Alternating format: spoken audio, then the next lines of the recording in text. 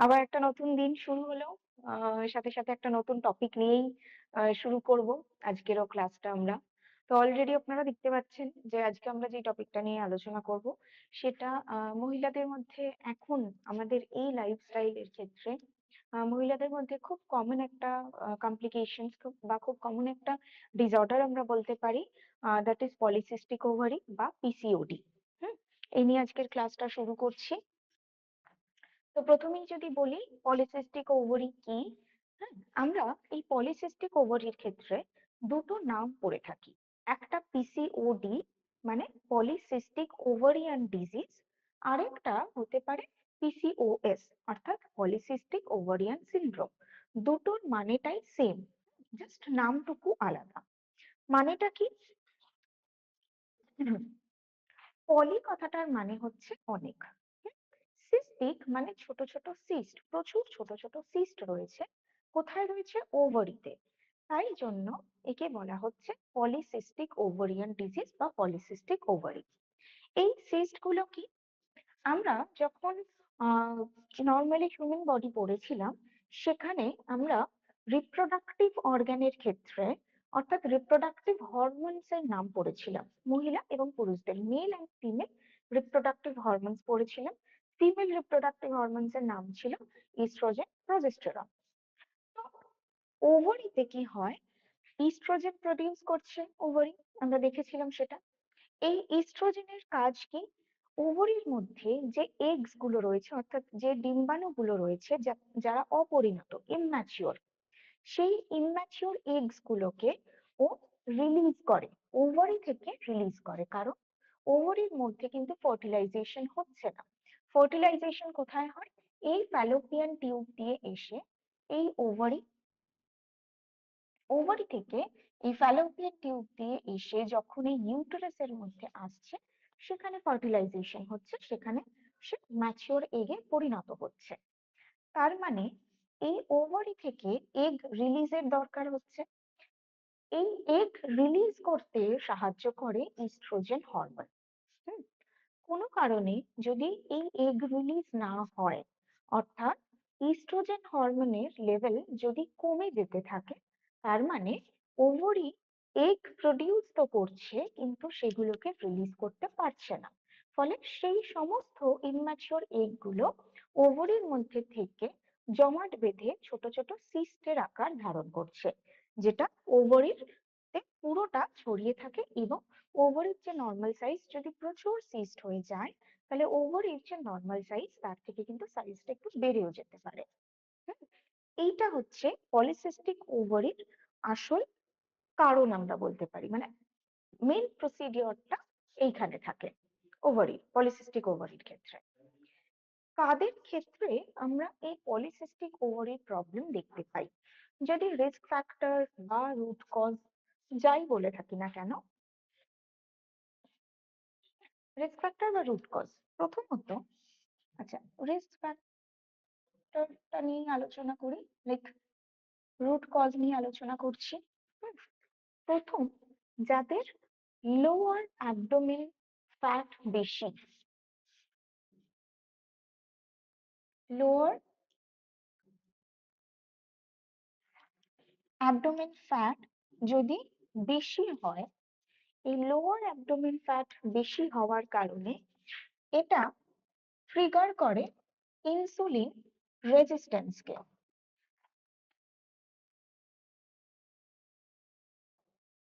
Lower abdomen fat বেশি মানে insulin resistance বেশি, তার কারণে ইস্ট্রোজেন লেভেল কমতে পারে। Next, stress, mental stress, tension, anxiety যাদের বেশি, তাদের ক্ষেত্রেও এই প্রবলেমটা দেখা যায়। থার্ড কারণ কি? Sedentary lifestyle.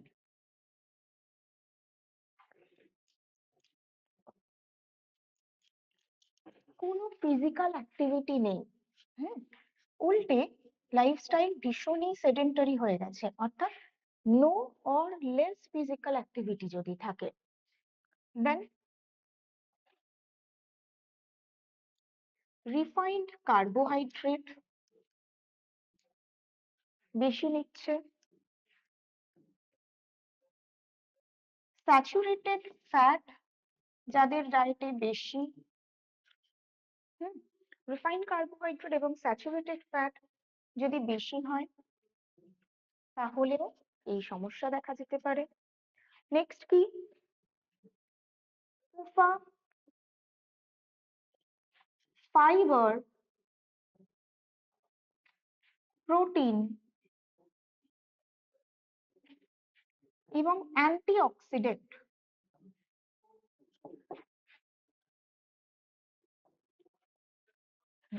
যাদের ডায়েটে কম তাদের এই রিস্কটা আসতে পারে। অতএব আমাদের লাইফস্টাইলের সাথে যদি এটাকে কানেক্ট করি, আগে পলিসিস্টিক ওভারি কিন্তু এত দেখা যেত না, কিন্তু যত দিন যাচ্ছে তত ইয়াং এজের মধ্যে এই পলিসিস্টিক ওভারিয়ান ডিজিজটা বেশি দেখা যাচ্ছে। তার কারণ কি, এমন নয় যে আগেকার সময় মানুষের স্ট্রেস, টেনশন, অ্যাংজাইটি এইগুলো ছিল না, তখনও ছিল, এখনো রয়েছে, কিন্তু আগের থেকে এখনকার ডিফারেন্সটা কি, লোয়ার অ্যাবডোমিনাল ফ্যাট। কেন? কারণ সেডেন্টারি লাইফস্টাইল। আগেকার সময় যে ধরনের প্র্যাকটিস ছিল, যে ধরনের ফিজিক্যাল অ্যাক্টিভিটি হতো, সেই জায়গায় দাঁড়িয়ে কিন্তু পেলভিক হেলথ, ইউটেরাইন হেলথ এগুলো ভালো থাকতো। ইউটেরাইন হেলথকে ভালো করার জন্য, ওভারিয়ান হেলথকে ভালো রাখার জন্য ফিজিক্যাল অ্যাক্টিভিটি আলাদা করে যোগ ব্যায়াম করে করতে হতো না। নর্মালি যে ফিজিক্যাল অ্যাক্টিভিটি গুলো হচ্ছে, সেটা ঘর মোছা থেকে শুরু করে ঘর ঝাড় দেওয়া হতে পারে, বা মানে হয় না কাপড় কাচা, আগে আগে যে আগে যে প্যাটার্নে করা হতো, হুম, সেই প্যাটার্ন সমস্তটা কিন্তু আমাদের পেলভিক হেলথটাকে ভালো রাখতে সাহায্য করতো। আর এখন সেই জিনিসগুলোই যেহেতু আমরা করছি না, আমরা যেহেতু গ্যাজেটস অনেক বেশি হয়ে গেছে, আমাদের টাইম সেভ হচ্ছে, আমরা আমাদের ডেইলি লাইফে এতটাই ব্যস্ত থাকি যে এই জিনিসগুলোকে আলাদা করে করার সময় নেই। তার ফলে কি হচ্ছে, আমরা কিন্তু এই অ্যাক্টিভিটি গুলো করছি না, সেই অ্যাক্টিভিটি গুলোকেই রিপ্লেস করে দিচ্ছে কিছু যোগা। এখন আমরা যদি একটু দেখি তাহলে দেখবো এখন বেশ কিছু যোগা, কিছু প্র্যাকটিস এসেছে যেগুলো আগেকার কাজের যে ধরন, সেটা মাটি কাটা থেকে শুরু করে মানে এমনি ওই ধান ভাঙা থেকে শুরু করে যে কোনো রকমের আটা চাকি, এই এই জাতীয় যে অ্যাক্টিভিটি গুলো তখন হতো সেগুলোকে এখন ব্যায়ামের মাধ্যমে আমাদের ডেইলি লাইফে ইনক্লুড করার কথা বলা হয়েছে। ডিফারেন্স কি, লাইফস্টাইল প্যাটার্নটা। অ্যান্ড নেক্সট ডিফারেন্স কি আসে, ফুড প্যাটার্নে। ফুড প্যাটার্নে কিন্তু আগেকার সময় আমরা এত বেশি ফাস্ট ফুড, জাঙ্ক ফুড বা পিৎজা, পেস্ট্রি, বার্গার এগুলোর উপরে ডিপেন্ডেন্ট ছিলাম না, আমরা অনেক বেশি ফ্রেশ খাবার খাচ্ছিলাম, অনেক বেশি বাড়ির খাবার, এবং যার মধ্যে ভেজিটেবলস এর প্রাধান্য অনেক বেশি থাকতো। এখনকার সময় সেইটা চেঞ্জ হয়ে গেছে। আমাদের কাছে এখন যেটা হয়েছে যে নিজেদের স্টেটাসটাকে মেনটেন করা মানে সেখানে আমরা কিছু এমন খাবার খাবো যার মধ্যে এসএফএ বা রিফাইন্ড কার্ব বেশি, এই খাবারগুলোই অনেক বেশি টেস্টি হচ্ছে, এবং আমরা কিন্তু সেই খাবারগুলোর উপরেই বেশি প্রাধান্য দিচ্ছি। আমাদের কখনো কিছু খেতে ভালো লাগছে না, আমরা হয়তো একটা ইনস্ট্যান্ট নুডলস খেয়ে নিলাম, আমাদের কাছে আর সময় নেই, সেখানে হয়তো আমরা এক প্যাকেট বিস্কিট বা একটা কেক খেয়ে নিলাম। তো এগুলোর মাধ্যমে কি হচ্ছে, আমাদের ডেইলি রুটিনে সিম্পল কার্বোহাইড্রেটের পরিমাণ বাড়তে থাকছে, যা আবারও ঘুরে ফিরে সেই ইনসুলিন রেজিস্ট্যান্সকে ট্রিগার করছে। এই যে ইনসুলিন রেজিস্ট্যান্স, এটা শুধুমাত্র লোয়ার অ্যাবডোমিনাল ফ্যাটের জন্য কিন্তু হয় না, এই প্রতিটা জিনিস, অর্থাৎ স্ট্রেস, টেনশন, অ্যাংজাইটি সেটাও ইনসুলিন রেজিস্ট্যান্স তৈরি করে, সেডেন্টারি লাইফস্টাইল সেটাও ইনসুলিন রেজিস্ট্যান্স তৈরি করতে পারে, যত বেশি রিফাইন্ড কার্বোহাইড্রেট, স্যাচুরেটেড ফ্যাট নিচ্ছি সেটাও আমাদের ইনসুলিন রেজিস্ট্যান্সের জন্য দায়ী। এবং যখন এই পুফা মুফা এগুলোকে কম নিয়ে নিচ্ছি, তারা ইনসুলিন সেন্সিটিভিটিটাকে কমিয়ে দিচ্ছে, তার মানে আলটিমেটলি ইনসুলিন রেজিস্ট্যান্স বাড়ছে। তো পিসিওডির প্রধান কারণ, রুট কজ যদি বলা হয়, তাহলে হচ্ছে এই ইনসুলিন রেজিস্ট্যান্স। ইনসুলিন রেজিস্ট্যান্সের কারণ হিসেবে আমরা এগুলোকে পাচ্ছি, বা এগুলোকে আমরা বলতে পারি রিস্ক ফ্যাক্টর। কাদের মধ্যে এগুলো বেশি দেখা যাবে? Risk factor. অর্থাৎ ইনসুলিন রেজিস্ট্যান্স একটা রুট কজ আমরা বললাম। এছাড়াও আরেকটা কি? ইস্ট্রোজেন লেভেল কমে যাওয়া। ইস্ট্রোজেন লেভেল কমে যাচ্ছে। ইস্ট্রোজেন লেভেল যখন কমে যায়, আরেকটা জিনিস আমাদের মাথায় রাখতে হবে, এই ইস্ট্রোজেন লেভেল কিন্তু আমাদের মুডকে ভালো রাখতে সাহায্য করে। হ্যাঁ, যখনই ইস্ট্রোজেন লেভেল কমে যায়, যাদের পিসিওডি রয়েছে এখানে যদি কারোর থেকে থাকে, তারা হয়তো রিলেট করতে পারবে যে তাদের মুড সুইং অনেক বেশি হয়। বা একটুতেই তারা খিটখিটে হয়ে যাচ্ছেন, কারণ আমাদেরকে ভালো রাখার জন্য যেই হরমোনটার প্রয়োজন সেই হরমোনটা থাকছে না, সেই হরমোনটা কমে যাচ্ছে, যে কারণে আমাদের এই প্রবলেমস গুলো দেখা যায়। ইস্ট্রোজেন লেভেল যেরকম কমছে, সেরকম আমাদের বডিতে তো মেল হরমোনও রয়েছে,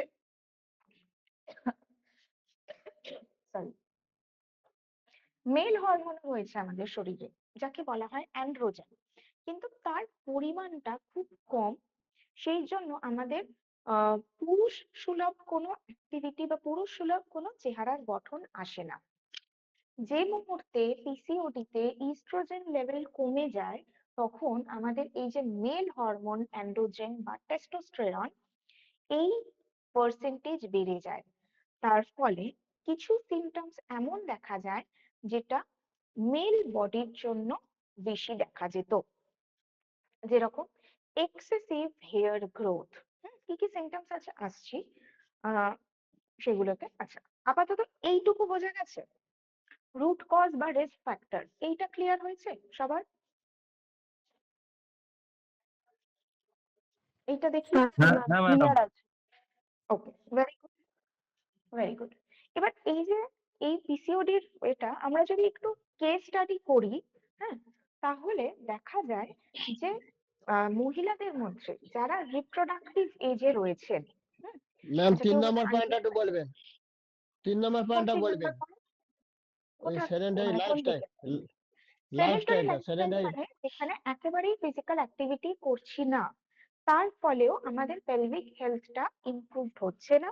এবং তার সাথে যখন এই দুটো জিনিস অ্যাড হচ্ছে, অর্থাৎ কিছু জিনিস যেটা বেড়ে যাচ্ছে এবং কিছু যেটা বাড়ানোর দরকার সেটা কমে যাচ্ছে, তখন এই এক্সট্রা ক্যালোরি ডিপোজিশন হচ্ছে, যেটা আবারও সেডেন্টারি লাইফস্টাইলের কারণে ক্যালোরি খরচ হচ্ছে না, যার ফলে ইনসুলিন রেজিস্ট্যান্সকে লিড করছে। ঠিক আছে? থ্যাংক ইউ ম্যাম, এবারে থ্যাংক ইউ, যদি থ্যাংক ইউ।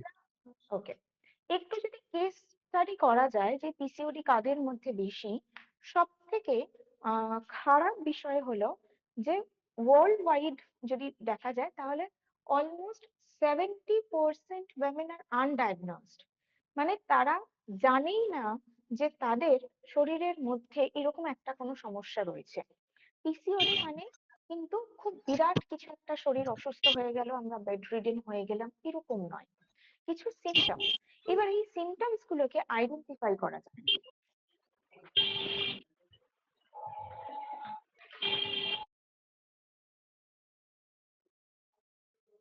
এই সিমটমস গুলোকে সবসময় আইডেন্টিফাই করা যায় না, বা তারা অনেক সময় নেগলেক্ট করে।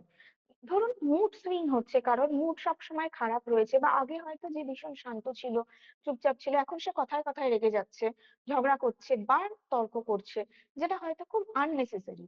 আমরা তার চেঞ্জেসটা দেখতে পাচ্ছি, কিন্তু অ্যাকচুয়ালি কেন সে করছে বা তার শরীরের ভিতরে এরকম কোনো প্রবলেম হয়েছে কিনা, সেইগুলোকে কিন্তু অনেক সময় ডায়াগনোসিস করা হয় না।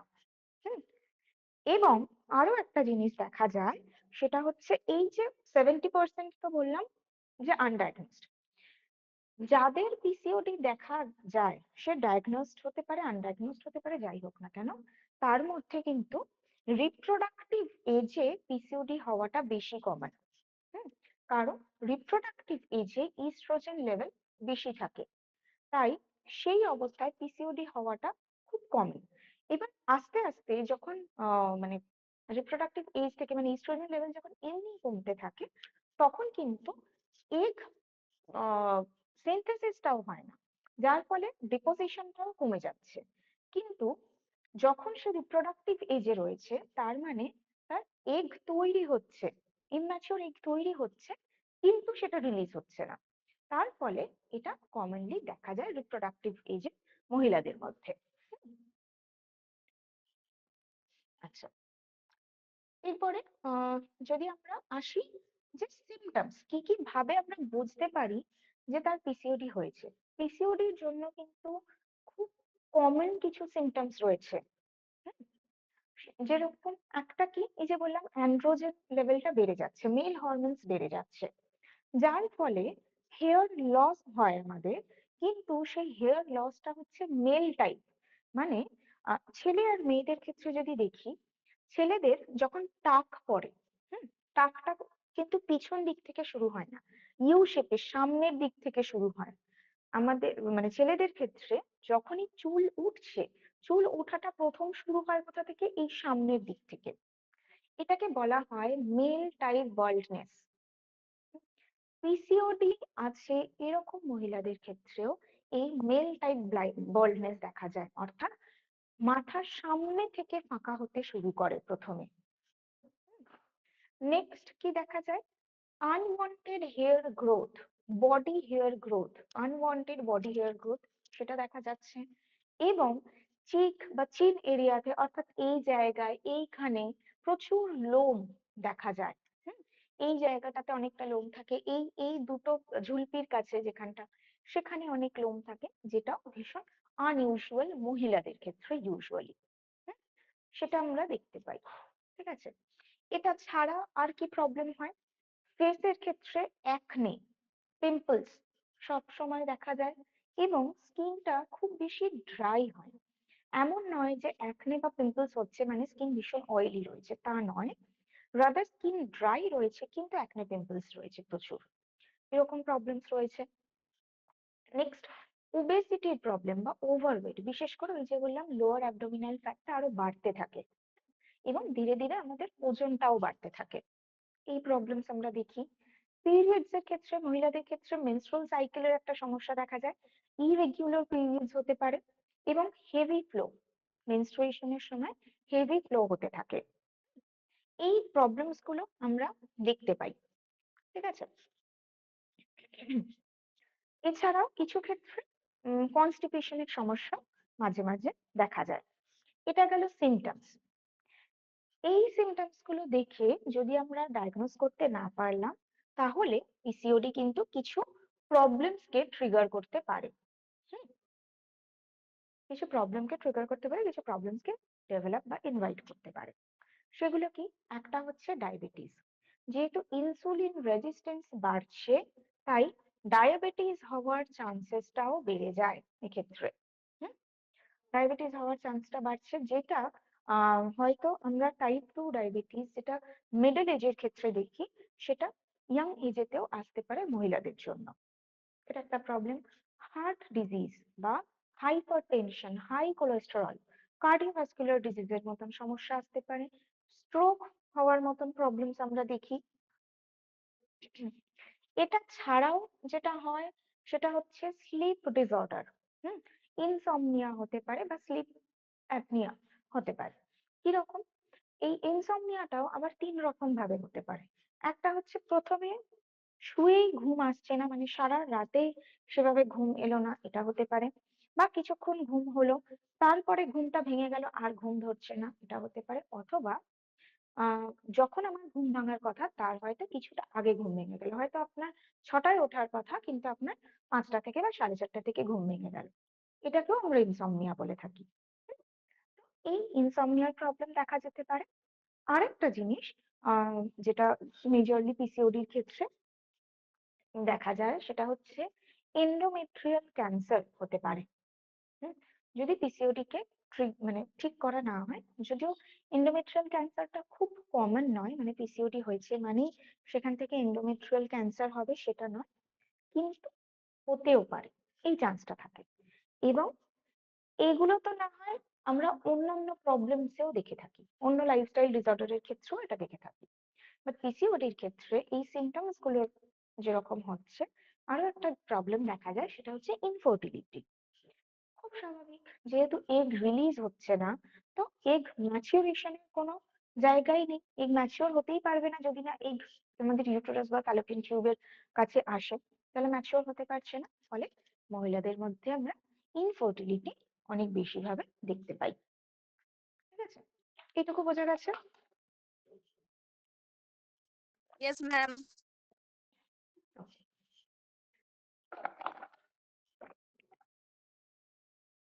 আচ্ছা, এরপরে যদি আমরা আসি যে তাহলে পিসিওডি কে কিভাবে ঠিক করা যায়।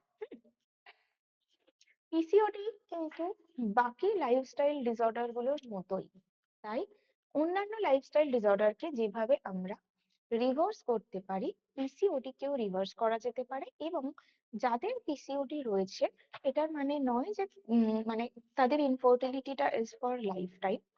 যদি লাইফস্টাইল মেনটেন করা যায় তাহলে কিন্তু তাদের কনসিভ করার চান্সেস থাকে।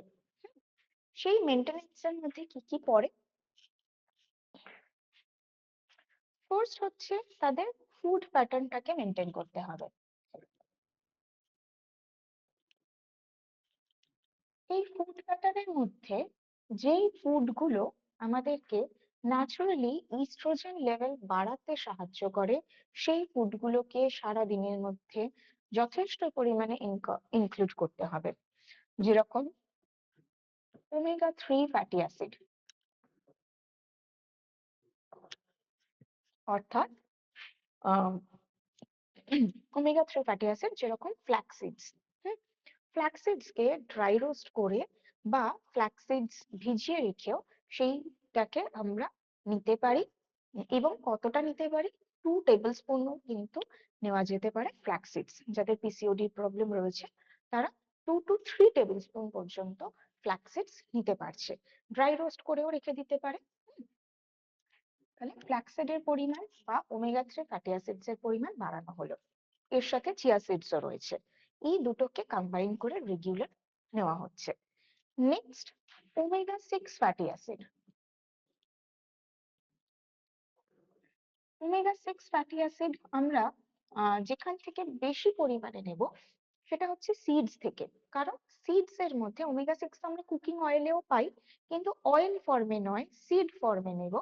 কারণ সেখান থেকে আমরা বাকি মিনারেলস গুলোও পাবো, যেরকম জিঙ্ক পাবো, ম্যাগনেসিয়াম পাবো, যেটা আগেন পিসিওডি হেলথের জন্য অনেকটা ইমপ্রুভ করবে। যেরকম পামকিন সিডস, সানফ্লাওয়ার সিডস বা সিসেমি সিডস, এইগুলোকে কম্বাইন করতে হবে। হুম, এবং সিসেমি সিডস মানে পিসিওডি যাদের হয়েছে তাদের কিন্তু আরো একটা কমপ্লিকেশনস পরে আসতে পারে, সেটা হচ্ছে হাড়ের সমস্যা, হাড় দুর্বল হয়ে যেতে পারে। কারণ ইস্ট্রোজেন লেভেল ক্যালসিয়াম ডিপোজিশনে সাহায্য করে। যেহেতু ইস্ট্রোজেন লেভেল কমে যাচ্ছে, ফলে ক্যালসিয়ামেরও কিন্তু ঘাটতি দেখা যেতে পারে শরীরে। তাই জন্য যে ফুড গুলোর মধ্যে ক্যালসিয়াম রয়েছে সেগুলোর মধ্যে আমরা সেসামি সিডস কেও পাচ্ছি, তো সেটাকেও আমাকে রেগুলার বেসিসে ইনটেক করতে হবে। তাহলে টোটাল সিডস যেগুলো রয়েছে আমি সারা দিনে এই সিডস গুলোকে একটা তো বললাম যেগুলো ফ্ল্যাক্স সিডস বা চিয়া সিডস, এটাকে আমি সারাদিনে 2 থেকে 3 টেবিল স্পুন নিচ্ছি। ওমেগা 6 রিচ যেগুলো সেগুলোকেও আমি সারাদিনে কিন্তু 2 টেবিল স্পুন অব্দি নিতে পারলাম। তাহলে টোটাল 5 টেবিল স্পুন আমি নিলাম এই সিডস গুলো থেকে। এটা ছাড়াও নাটস নেওয়া যেতে পারে, আমন্ডস নেওয়া যেতে পারে, পিনাটসটাকে বাদ রাখাই ভালো। সেই জায়গায় যদি আমন্ডস যারা নিতে পারছে তাদের জন্য আমন্ডসটা বেটার অপশন। তারপরে হচ্ছে insoluble fibre.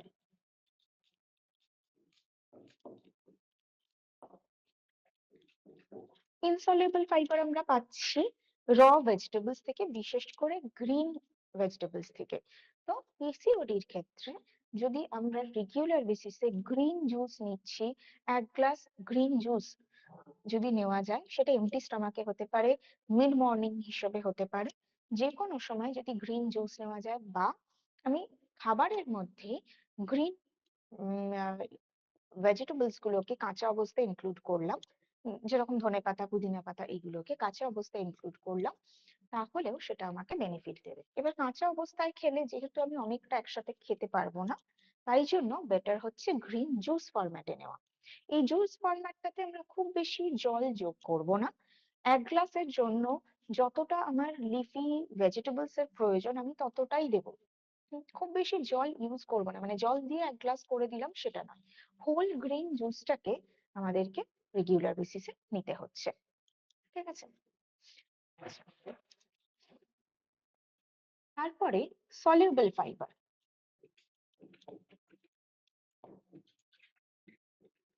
Green insoluble fibre যেরকম অনেকটা বেশি লাগবে আমাদের, সলিউবল ফাইবার চিয়া সিডস তো নিচ্ছি, এছাড়াও আমরা চাইলে ইসবগুল নিতে পারি। হ্যাঁ, সেটাও খুব বেটার রেজাল্ট দিতে পারে আমাদেরকে সলিউবল ফাইবার হিসাবে। এবং তার সাথে রাখবো হোল গ্রেনস, মানে ভাত রুটি এতদিন ধরে আমরা যেগুলো নর্মাল ডায়েটে আমাদের খেয়ে এসেছিলাম, ভাত রুটি মুড়ি চিড়ে আমাদের মেন খাবার হিসেবে, সেটাকে সম্পূর্ণ বন্ধ করতে হবে। সেটার পরিবর্তে আমাদেরকে রাখতে হবে ওটস, রাখতে পারি একদম রোলড ওটস, ড্রাই রোস্ট করে পাউডার করে রেখে দিতে পারি। হুম, বা আমরা বেসন রাখতে পারি সেটার বদলে, বা ছাতু রাখতে পারি, যেটা দিয়ে আমরা আমাদের পেটটাকে ভরাবো। এবার ভাত রুটি আমরা কখন খাচ্ছিলাম? দুপুর বেলায়। তাহলে দুপুর বেলায় ভাতের পরিবর্তে আমরা ওটসটাকে রাখলাম, ওটসটাকেই বয়েল করে আমরা ভাতের পরিবর্তে নিলাম, তার সাথে ডাল তরকারি যেরকম খাচ্ছিলাম সেরকমই নিলাম, শুধুমাত্র ভাতের পরিবর্তে ওটস কে বয়েল করলাম, বা কিউনোয়াকে বয়েল করলাম, that is also a good soluble fibre. Quinoa boil করে সেটাই ভাত ডাল তরকারির সাথে মেখে খেলাম, সেটা করা যেতে পারে। রাত্রিবেলায় যেটা রুটি খাওয়া হচ্ছিল, সেই প্লেন আটার রুটির বদলে আমরা নিলাম ওটসের রুটি, ওটসের সাথে কিছুটা বেসন অ্যাড করা হলো, ওটস বেসন এগুলো দিয়ে সেই রুটিটাকে বানানো হলো, যেটা আমি বাকি সবজির সাথে খেলাম। এইভাবে আমি আমার খাবারটাকে রিপ্লেস করছি। ওকে, এটা গেল সলিউবল ফাইবারের ক্ষেত্রে। তাহলে এই পুরোটা হচ্ছে আমাদেরকে যেটা খুব বেশি করে নিতে হবে। হুম, এবার কোনটা আমরা নেব না সেটাকে যদি দেখি, তাহলে কি কি আসবে? প্রথমেই হচ্ছে সিম্পল কার্বোহাইড্রেট। সিম্পল কার্বোহাইড্রেট কোনোভাবেই নেওয়া যাবে না। কোনো বিস্কিট, কেক, পেস্ট্রি বা মুড়ি, চিড়ে, গুড়, মিষ্টি যা কিছু রয়েছে, মধু, তার সাথে ভাত রুটি তো বললামই, এই ধরনের কোনো সিম্পল কার্বোহাইড্রেট নেওয়া যাবে না। নেক্সট হচ্ছে, ম্যাম আর একবার বলুন ওগুলো কি কি বললেন? যা কিছু সিম্পল কার্বোহাইড্রেটের এক্সাম্পলস আমরা পড়েছি, সেই সমস্ত সিম্পল কার্বোহাইড্রেটকে বাদ দেবো। সেটা ভাত রুটি চিড়ে মুড়ি গুড় চিনি মিষ্টি কেক পেস্ট্রি বিস্কিট যা কিছু তৈরি হচ্ছে মানে চাল বা ময়দা থেকে, সেইটাকে আমাকে বাদ দিতে হচ্ছে, চাল বা গমের থেকে, সেটা বাদ দিচ্ছি। Next, milk and milk products একেবারেই নেওয়া যাবে না। মিল্ক অ্যান্ড মিল্ক প্রোডাক্টসও কিন্তু এই পিসিওডি এর চান্সেসটাকে আরো বাড়িয়ে দিতে পারে, এই কমপ্লিকেশনস গুলোকে আরো বাড়াতে পারে। তো মিল্ক অ্যান্ড মিল্ক প্রোডাক্টস নিচ্ছি না। ওকে, আচ্ছা, নেক্সট, স্যাচুরেটেড ফ্যাট। এমন কোনো খাবার আমি খাবো না যার মধ্যে স্যাচুরেটেড ফ্যাট অনেক বেশি। যেরকম বাড়িতেই যদি তেলের জিনিস ভাজাভুজি জাতীয় খাবার খেলাম বা বাইরে থেকে কিছু খেলাম, এছাড়াও একই তেলে বারবার করে রান্না করছি, অনেকটা তেল দিয়ে ফেলেছিলাম, তেলটা নষ্ট কেন করব, ওই তেলেই বারবার রান্না করে ফেলছি, যেখানে স্যাচুরেটেড ফ্যাট রয়েছে, ট্রান্স ফ্যাট রয়েছে, এই ধরনের খাবারগুলোকে আমরা কোনোভাবেই আমাদের ডেইলি রুটিনের মধ্যে রাখবো না। হুম, এই তিনটে জিনিস শুধু আমাদেরকে মেনটেন করতে হবে ফুড প্যাটার্নের ক্ষেত্রে। এরপরে যদি আমরা আসি ফিজিক্যাল অ্যাক্টিভিটির ক্ষেত্রে, তাহলে ফিজিক্যাল অ্যাক্টিভিটি, সারা দিনে যথেষ্ট ফিজিক্যাল অ্যাক্টিভিটি করতে হবে।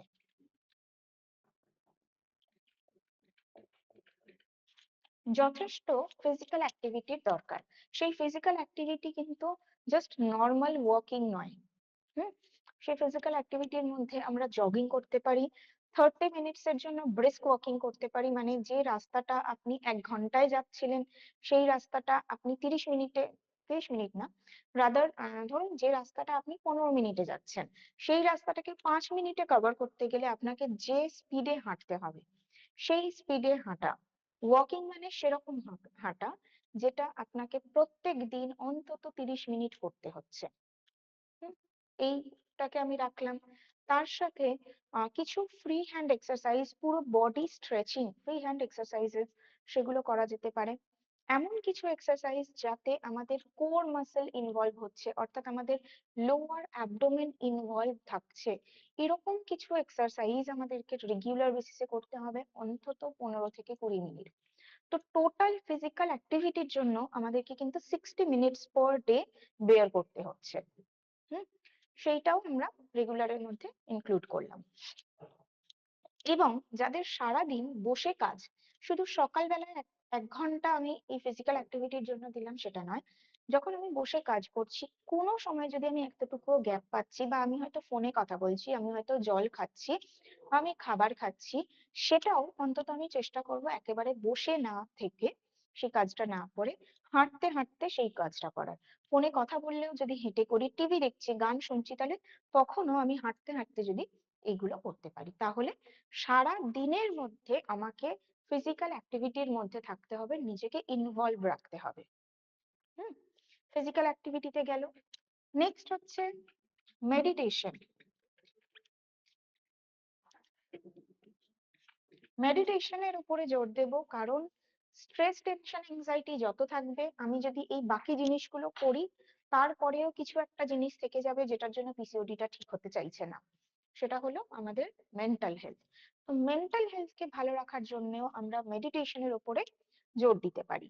হুম, সেটাকে আমরা আমাদের যখন আমরা সময় পাচ্ছি সেই সময় করতে পারি, অথবা আমাদের যে জিনিসগুলো ভালো রাখে, যে জিনিসগুলোতে আমরা খুশি হই, সেগুলো আমরা সারা দিনের মধ্যে অন্তত একটা সময় আমরা বের করব, যাতে আমার নিজের যেটা ভালো লাগছে আমি যাতে সেই কাজটা করতে পারি।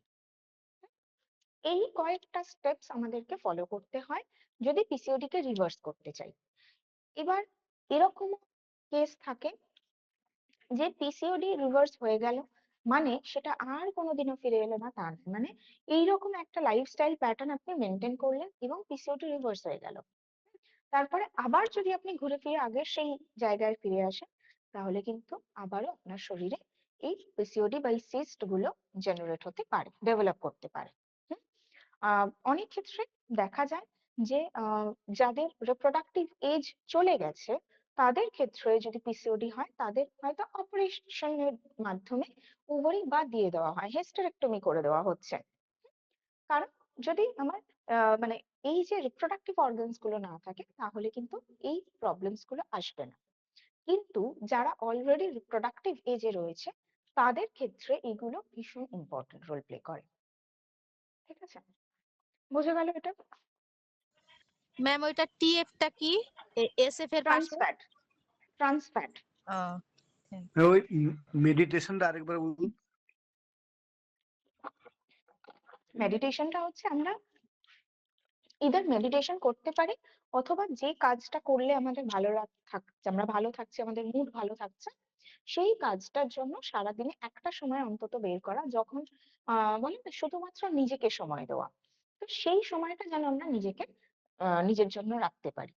আর যদি মেডিটেশন করি তাহলে তো খুবই ভালো, কারণ সবকিছু যদি আপনি সমস্তটা অ্যানালিসিস করেন, যেগুলো রুট কজ বা রিস্ক ফ্যাক্টর যেগুলো বলেছিলাম, তার মধ্যে কিন্তু একটা খুব ভাইটাল পয়েন্ট হচ্ছে আমাদের মেন্টাল হেলথ।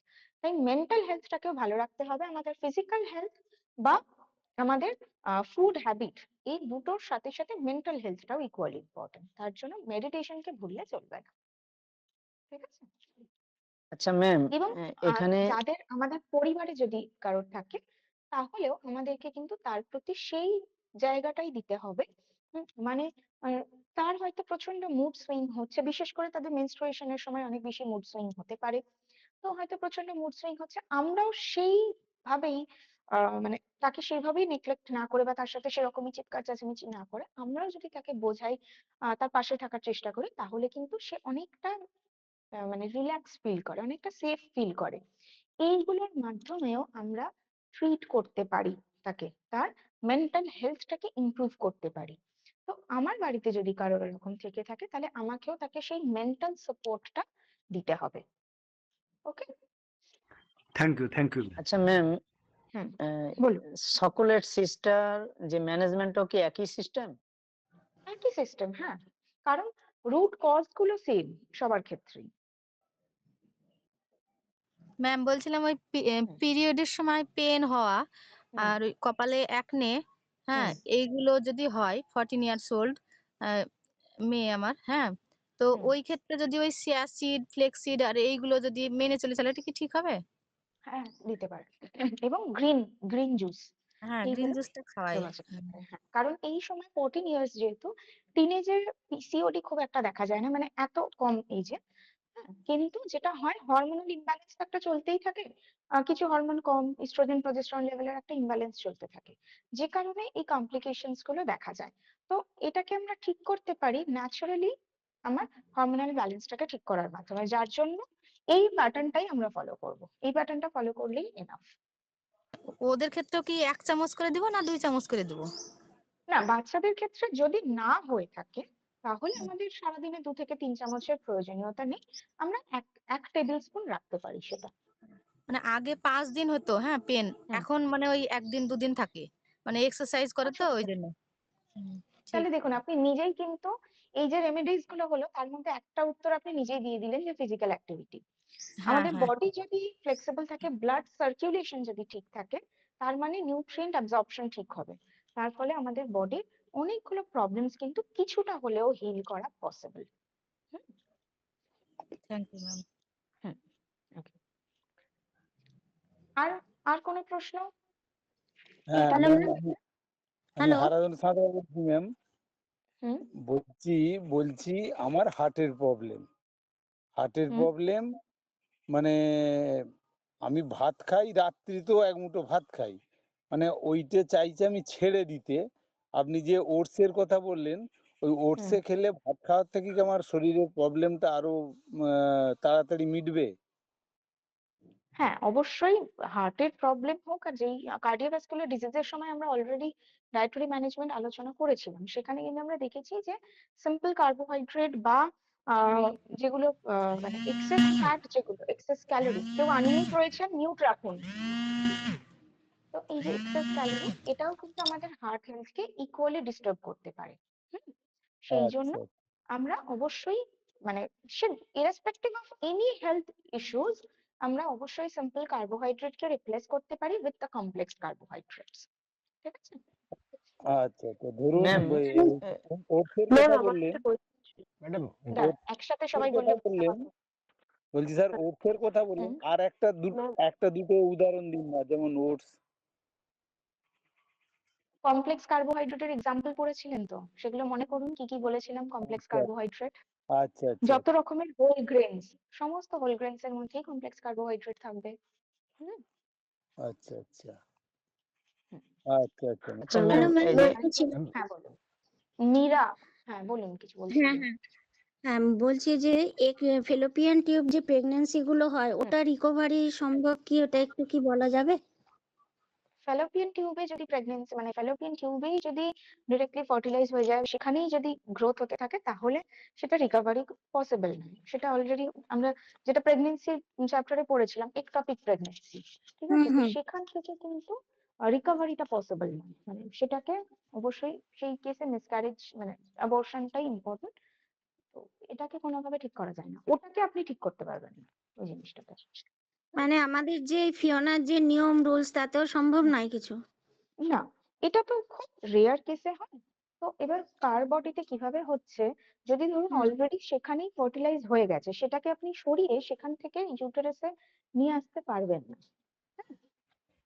মানে আচ্ছা জাস্ট ঠিক। ডায়েট বা আমাদের লাইফস্টাইলের মাধ্যমে সেটা পসিবল নয়। আচ্ছা আচ্ছা ঠিক আছে। হুম। ম্যাম এটা কি কেটে আচ্ছা বাদ ম্যাম, দিতে হবে টিউবটা? না না, ওখানে মানে এক্ষেত্রে যদি প্রেগনেন্সি আসে, এরকম প্রেগনেন্সি, তাহলে সেক্ষেত্রে অ্যাবর্শনটাই একমাত্র উপায়। আচ্ছা ম্যাম, এই গ্রিন জুসটা, যেমন ধনে পাতার কথা বলছেন, অনেক বলছেন। সময় ধনে পাতা ভর্তা করা হয়, যেটা, ওটা কি ওইভাবে খাওয়া যেতে পারে? হ্যাঁ, খাওয়া যেতে পারে, যদি কাঁচা অবস্থায় খাচ্ছি তাহলে খেতে পারি, অবশ্যই কোনো অসুবিধা নেই। এছাড়া আর মানে ম্যাম গ্রিন সুস্থ জুস, দাম মানে এটা। অনেক সময় দেখা গেছে কি, এই পালং শাকেরও গ্রিন জুস করা যেতে পারে, লাউ পাতারও গ্রিন জুস করা যেতে পারে, কিন্তু যেকোনো ওটাতে একটু পাতা। মানে গন্ধ মানে হয় আর কি, অনেক যদি সময় খুব খেতে বেশি পারা যায় মনে না। হয় এরকম গন্ধ হচ্ছে, তার মধ্যে আমরা মানে একটু টেস্টের জন্য সেখানে আমরা আদা যোগ করতে পারি, লেবু যোগ করতে পারি। হ্যাঁ, যদি সেরকম আমাদের মানে খুব গন্ধ লাগছে, তাহলে সেটা আমরা যোগ খেজুর করতে কি দেওয়া যায়? খেজুর? পারি। খেজুর না, গ্রিন জুসের ম্যাম সাথে আমরা কোনো তুলসী সিম্পল পাতা পুদিনাটা কার্বোহাইড্রেট ভালো হয়। ঠিক আছে। হ্যাঁ সেটা তো অবশ্যই টেস্ট যার যার উপর ডিপেন্ড করে। যদি খারাপ আমলকি দেওয়া লাগে যায়? আমলকি? আমলকি দেওয়া যায়, যদি খারাপ লাগে আমরা একটুখানি লেবু মানে এই ধরনের টক জাতীয় কিছু অ্যাড করতে পারি, মানে ভিটামিন সি থ্যাংক জাতীয় ইউ। কিছু। সিস্টের বাংলাটা কি বললেন? ছিল। সিস্টের বাংলাটা তো ভালো। পলি মানে পলিটা হচ্ছে বললেন ছোট অনেক, ছোট, পলি মানে ছোট, সিস্টের বাংলা বাট আমি তবে কিছু বলি। অনেক ছোট ছোট। আচ্ছা। আমরা এক জায়গায় লিখলেন যে PCOS আর PCOD, মানে এই দুটো একই কি দুটো একই? মানে একই। একটা disease, D for disease, S for syndrome, মানে যে প্রবলেমস গুলো হচ্ছে সেই জন্য ওকে সিনড্রোম। পিসিওএস বলা হয়, আর এই কমপ্লিকেশনসটাকে ডিজিজ বলা হয়। এটাই, আলাদা কিছু ডিফারেন্স নেই এটার সিনড্রোম। মধ্যে। যেটাকে সাদা সাপ বলে, ওটা কি ওটা ওটার আলাদা, ইংলিশটা কি? ওটা আলাদা। ওটা আলাদা। হ্যাঁ ওটার ইংলিশে কি বলে ওটা ওই হচ্ছে রোগটা? আমাদের ওটার ক্ষেত্রে আমরা ইউজুয়ালি কি হয়, এটার ক্ষেত্রে আমাদের যে স্ট্রেস টেনশন গুলো রয়েছে সেইগুলো ম্যাটার করে অনেক বেশি। ম্যাম একটা ইংলিশে কোয়েশ্চেন ছিল। ইংলিশে ওই রোগটার হোয়াইট নাম কি? Discharge, white discharge. ওটাকে লিবেরিয়া বলে তো। হুম হ্যালো। হুম, হ্যাঁ হ্যাঁ ম্যাডাম, বলুন। একটা প্রশ্ন ছিল। হ্যাঁ, ওই ওটস কি যে কোনো ওটস খেতে পারি? ওই যে অনেক সময় স্টিল কাট ওটস পাওয়া যায় বা এমনি নর্মাল স্টিল ওটস কাট পাওয়া যায়। ওটস বা রোলড ওটস খেলে ভালো। যদি নর্মাল ওটস যেটা একদম ফ্ল্যাটেন্ড ওটস হয়, সেটার মধ্যে সেভাবে কিছু পাওয়া যায় না, কারণ ওটা অনেকটাই প্রসেসড, মানে প্রসেসিং, এক্সট্রিম প্রসেসিং এর পরে আমরা ওই ফ্ল্যাটেন্ড ওটস বা ওই ইনস্ট্যান্ট ওটস যেটা সেটা পাই। সেই ওটাতে খুব একটা বেশি বেনিফিট আমাদের আসে না। তো স্টিল কাট ওটস বা রোলড ওটস নেওয়াটা বেটার, যেটা প্রসেসিং হয়নি বেশি। হোল গ্রেনস এর ওটস কেন বলছি? হোল গ্রেনস এর জন্য, আনপ্রসেসিং এর জন্য। তো স্টিল কাট ওটস বা রোলড ওটস এই আনপ্রসেসিংটা থাকে ঠিকঠাক ভাবে। ম্যাম আমি একটা কোয়েশ্চেন করতে চাই। হ্যাঁ বলুন। বলছি ম্যাম, ধরুন পিরিয়ড তো মিনিমাম 4 days থাকে, তো একটা পেশেন্ট এসেছিল, তো ওনার ন্যাচারালি 1 day থাকে, তো প্রচুর পেন হয়। হ্যাঁ, তো সেখানে কি ফিজিক্যাল অ্যাক্টিভিটি বা রক্তে কি আরবিসি কমের জন্য এইসবের? বেসিক তার অবশ্যই ফিজিক্যাল অ্যাক্টিভিটি দরকার। সেকেন্ড হচ্ছে তার থাইরয়েড ডিসঅর্ডার রয়েছে কিনা সেটা চেক করা দরকার। আর তার বডি ওয়েটটা কিরকম ছিল? বডি ওয়েট 55 হবে ম্যাম। হাইট?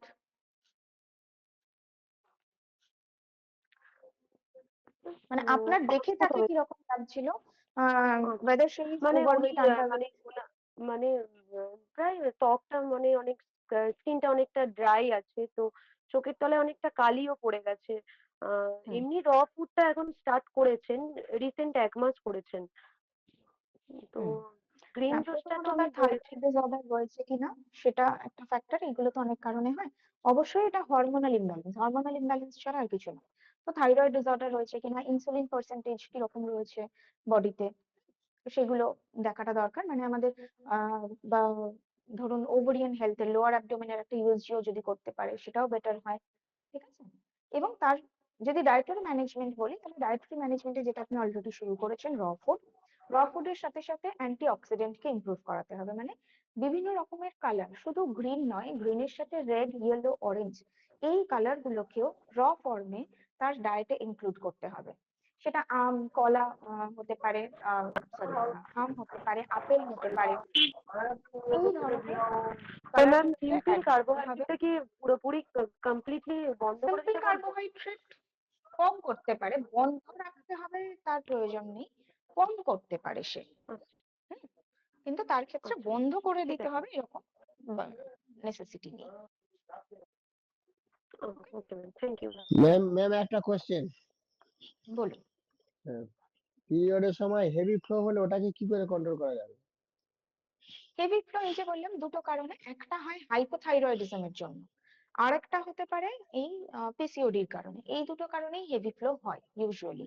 তো তার মানেও আবার সেই ঘুরে ফিরে চলে এলো আমার হরমোনাল ইমব্যালেন্স। হরমোনাল ইমব্যালেন্সের কারণ কি? একটা ফুড প্যাটার্ন, মানে মেজর দুটো কারণ যদি বলি, একটা হচ্ছে ফুড প্যাটার্ন, আরেকটা হচ্ছে মেন্টাল হেলথ।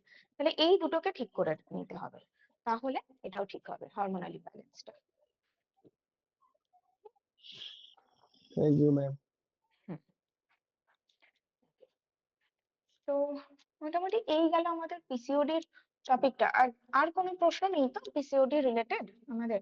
মানে অ্যাটলিস্ট আমরা ম্যাম কিভাবে এটাকে ঠিক করব সেইটা বুঝতে পেরেছি, তাই তো? Yes ma'am. ম্যাম বলছিলাম আর একটা কোয়েশ্চেন অন্য ব্যাপারে। বলছিলাম ওই যে ওই বাদামের যে জুসটা করা হয় না, ওতে যদি আমি ফ্লেক্স সিড চিয়া সিড দিই তাহলে কি ওটা কি হ্যাঁ, দিতে ওই পারবেন। বাদামের ক্লিয়ার মধ্যে কি কি দিচ্ছেন? মানে বাদামের জুস বলতে? ওই ফ্লেক্স সিড চিয়া সিড এগুলো ভিজিয়ে রাখা হয়, খেজুর আর ওই আমন্ড আর পিনাট, আখরোট এগুলো সবই দেওয়া হয়। আবার স্প্রাউটসও দেওয়া হয়, দিয়ে আচ্ছা, ওই এক হ্যাঁ গ্লাস দিতে করে পারেন, দেওয়া হয়। দিতে তো পারেন। তাহলে ওই ওই ডায়েটে যে বলা হচ্ছে যে ওইখানে আপনি বলছিলেন ফ্যাটটা মানে ঘাটতি হতে পারে সব ওই ফ্লুইড ডায়েটে। দিতে পারেন। এটা কিন্তু ফ্লুইড ডায়েটের মধ্যে দু রকম ফ্লুইড ডায়েট আমরা পড়েছিলাম। আপনি হ্যাঁ, যেটা ক্লিয়ার দিচ্ছেন that fluid is full fluid diet. হ্যাঁ ফুল ফ্লুইড। তো ফুল ফ্লুইড ডায়েট আপনি দিতে পারেন সেটা। স্মুদি বানিয়ে দিচ্ছেন তো, সেটা হ্যাঁ দেওয়া হ্যাঁ যেতে পারে, অসুবিধা নেই। তার মধ্যে চাইলে আমরা একটুখানি ওই ওটস কে ড্রাই রোস্ট করে একদম পাউডার বানিয়েই রেখে দিন, ওটাও তার সাথে অ্যাড করে দিন। একটা ও হেভি মিল পুরো এখান থেকে চলে আসবে। মানে হ্যাঁ আলাদা করে আমাদেরকে প্রচুর কিছু খেতে হবে না, ব্রেকফাস্ট আমরা এখান থেকেই করে নিতে পারবো, শুধু এই হ্যাঁ। এক গ্লাস থেকে। ঠিক আছে? Thank you ma'am, thank you. Okay. আর ম্যাম এই যে ওটস গুলো যে বাজারের বিশেষ করে যে প্রসেস ওটস গুলো ওইগুলো নেওয়াই যাবে না কোনো প্রকারেই? না, ওটাতে আপনি খুব বেশি কিছু পাবেন না। আলটিমেটলি আপনি ওটস নিচ্ছেন বেনিফিটস এর জন্য, ফাইবারের বেনিফিট আসবে, আপনার বিভিন্ন ভিটামিন মিনারেলস এর বেনিফিট পাবেন, সেইগুলো আপনি খুব বেশি পাবেন না সেখানে। প্রোটিনের বেনিফিট এইসব কিছুই ওটসে পাবেন যদি সেটা আনপ্রসেসড হয়। হুম? এবং দেখবেন আনপ্রসেসড জিনিস মানে সেটাকে আপনি যদি রান্নাও করেন, মানে সেদ্ধ করছেন, খিচুড়ি বানাচ্ছেন, সেটা করতেও অনেকটা সময় লাগবে। যেটা ওই বাজারে আমরা যে ইনস্ট্যান্ট ওটস পাই, ওর নামটাই হচ্ছে ইনস্ট্যান্ট ওটস, মানে একটুখানি জলে দিলেই ওটা গলে যাবে, সঙ্গে সঙ্গে নরম হয়ে যাবে, তার মানে ওটা প্রসেসড। যেটা খুব তাড়াতাড়ি নরম হয়ে যাচ্ছে, খুব তাড়াতাড়ি মানে সফট ফর্মে চলে আসছে, তার মানে তার মধ্যে ফাইবার খুব কম এবং সিম্পল কার্বোহাইড্রেটটা বেশি রয়েছে, সেটা প্রসেসড রয়েছে। বোঝা গেল? Thank you ma'am. ওকে। আচ্ছা ম্যাডাম, ম্যাম আনপ্রসেস বাজারে গিয়ে ওটসটা কি বলতে হবে, কি ওটস বলতে হবে? রোলড ওটস বা স্টিল কাট ওট এইভাবেই পাওয়া যায়। রোলড ওটসটা দেখতে অনেকটা, দেখবেন ওই কফি বিনস দেখেছেন কখনো? কফি বিনস যেরকম বড় বড় হয়, সেই রোলড ওটসটা হচ্ছে সেটারই ছোট দেখতে হয়, ওরকম দেখতে হয় রোলড ওটস। আর স্টিল কাট ওটস এরকম ছোট ছোট দানার মতন দেখতে লাগে। হুম। আরেকজন কিছু প্রশ্ন করছিলেন বোধহয় একটা। ওকে, তাহলে আর কারোর কোনো প্রশ্ন নেই তো? ঠিক আছে, চলুন তাহলে আমরা আজকের মতন এখানে কমপ্লিট করলাম। এরপরে নেক্সট উইকে আমরা নেক্সট একটা ডিজিজ নিয়ে আলোচনা করব তাহলে। ওকে, থ্যাংক ইউ সবাইকে, ভালো থাকবেন। Thank you ma'am. বাবুজি।